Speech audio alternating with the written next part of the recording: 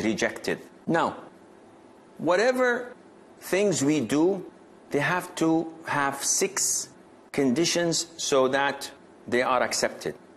And these conditions are the reason, the type, the quantity, how it's done, when it's done, and where it's done. And I'll give you an example. The reason. Whatever you do, the reason behind doing it has to comply with the sunnah of the Prophet ﷺ. I'll give you an example.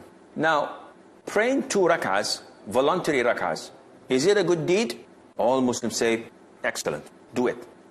But if a person makes it as a habit, whenever he enters his house, he prays 2 rak'ahs.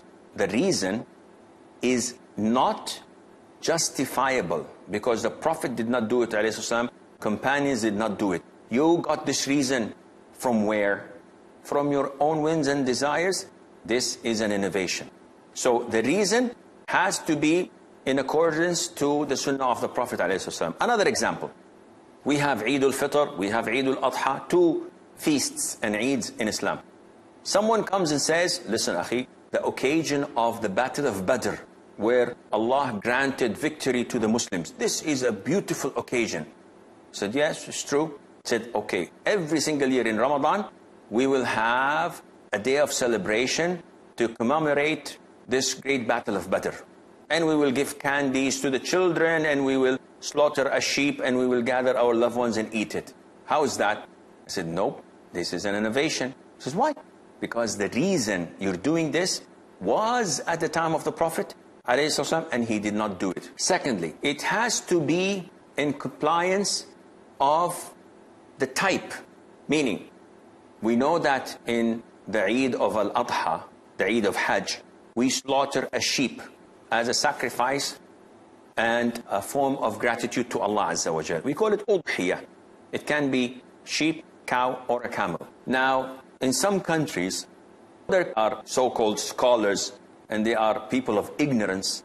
They told their countrymen, they told their citizens that it's permissible to slaughter chicken instead. So each sheep is equivalent to like 40 or 50 chickens. Slaughter those, and this is acceptable sacrifice. What do we say to them? This is ignorance. This is an innovation. He says, why? It's meat. He says, it's meat, but Allah Azza wa Jal only permitted us to slaughter 3 times as sacrifice, as udhiyah, or as hadi, camel, cows, and sheep. You cannot go and fish a whale and say this is udhiyah for Allah Azza wa Jal, though the meat is more. You cannot slaughter chicken. You cannot slaughter a horse. A horse is more valuable than a camel or a sheep or a cow. And we are permitted to eat horse meat. But can you sacrifice this on Eid? The answer is no. Why? Because the type was not permitted for us by the sunnah of the Prophet ﷺ. So this person is doing an innovation. The third is the quantity. So when you do something, it has to be in compliance to the sunnah, the quantity that is.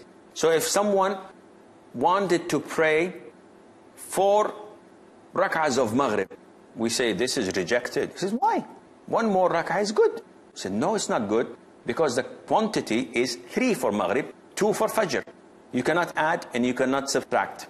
If someone wants to perform wudu, and instead of washing his limbs 3 times, he said, I'm going to add 1 more. So I will wash my arms 4 times.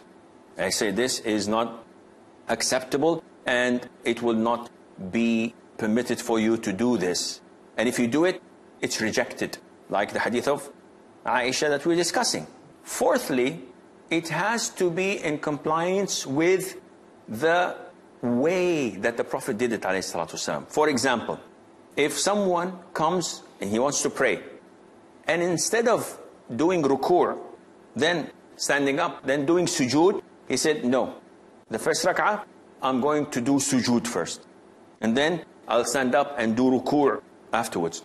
This is not the way that the Prophet ﷺ prayed, and he did not tell us to pray in this format. Likewise, once a person wants to perform wudu, he says, I'm going to first wash my feet, then wash my face, then wash my arms, then wipe over my head. We say this is void, it's rejected. Just why? It says because the format, the way of doing it is not in accordance to the sunnah of the Prophet ﷺ. The fifth condition that is deeply needed is the timing. Allah Azza wa Jal prescribed forms of worship in specific times. If you do these forms of worship before the time, it's not accepted. If you do it after the time, it's not accepted. Allah says, إِنَّ الصَّلَاةَ كَانَتْ عَلَى الْمُؤْمِنِينَ كِتَابًا مَوْقُوتًا. Verily that prayer was prescribed on specific timings. Meaning, if someone wants to pray Maghrib before sunset, and he prays Maghrib, what do we say to him? Your prayer is invalid. It's void.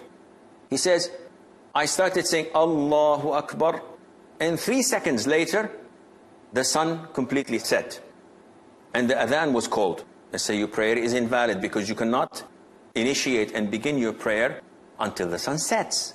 If a person comes and does not pray Dhuhr until Asr was called for, what is his prayer? We say your prayer is invalid. He said, why? I'm going to pray it now. We ask him, why didn't you pray it before? He said, I was busy, I was lazy. Did you forget about prayer? He said, no. I knew that the time was due, but I said, let me pray it later on. The answer is, your prayer is void, and you cannot make up for your Dhuhr prayer. So it is extremely essential that you pray it on time. Imagine someone coming from Europe to perform Hajj, and he reaches the airport, and there's a problem with his visa, and they postpone him for 2 or 3 days, and he is admitted the second day of Eid. We know that Arafah is on the 9th, the Eid is on the 10th.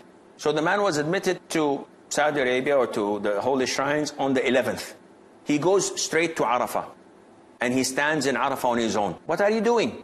He says, I was late due to this and that, so now I'm performing my Hajj. Is it acceptable? No. He's standing in Arafah instead of the 9th, he's standing on the 11th, so his Hajj is rejected. The sixth and last one is the location. So he has to perform the form of worship where Allah Azza wa Jal instructed us to do it. So if someone wants to make i'tikaf, which is known as seclusion, wants to do i'tikaf, we know that we have to do i'tikaf in the masjid. He says, no, I'm going to do it in my office, I have a lot of work. Or a woman says, I'm going to do it in my home. Is this acceptable? The answer is no, and it's rejected. You cannot have i'tikaf except in a masjid, as the Prophet ﷺ indicated, and as was mentioned in the Quran before that. So, to conclude this, the hadith, we are prohibited to innovate in the religion of Allah. Allah says in the Quran, الْيَوْمَ أَكْمَلْتُ لَكُمْ دِينَكُمْ. Today, I have completed your religion. وَأَتْمَمْتُ عَلَيْكُمْ نِعْمَتِي. And I perfected my favor and blessing upon you, and I have accepted Islam to be your religion. So, at the time of the Prophet ﷺ, it was all over. End of story. The religion is complete. You cannot add anything to it. And it stays and remains complete until the Day of Judgment. Whoever innovates, whoever adds something to the religion of Allah, Allah would reject this. And this is what is known to the scholars as النهي يقتضي الفساد, meaning that prohibition and saying do not do this means or is equivalent to the thing is not being accepted. So Allah Azza wa Jal tells us to be sincere and to follow the Prophet ﷺ. The Prophet tells us whoever innovates is rejected. So if someone wanted to get closer to Allah with something that is not from the religion, Allah would not accept this. Like if someone wants to fast, voluntary fasting on the day of Eid, his fasting is void and he is sinful and his deed is rejected. This is all the time we have. Until we meet you next time, fi amanillah. Wassalamu alaikum wa rahmatullahi wa barakatuh. Allahu, Allahu, ya Rabbi.